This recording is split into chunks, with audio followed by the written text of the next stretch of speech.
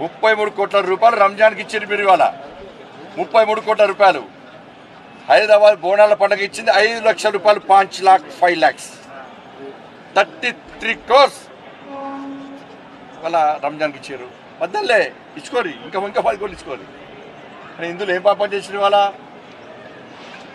తెలంగాణలో రంజాన్ పండుగ మాదిరిగానే గణేష్ ఉత్సవాలు జరుపుకుంటారు కదా, భవానీ ఉత్సవాలు జరుపుకుంటారు కదా, హనుమాన్ జయంతి ఉత్సవాలు జరుపుకుంటారు కదా, బోనాల పండుగ జరుపుకుంటారు కదా,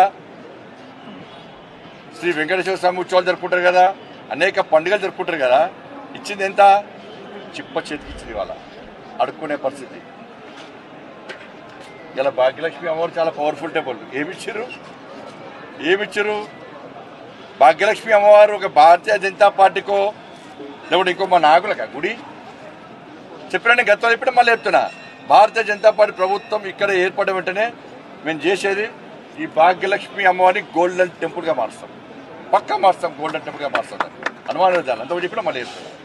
అసలైన తొలి వెలుగు. ఫాలో వాట్సాప్ @తొలి వెలుగు official.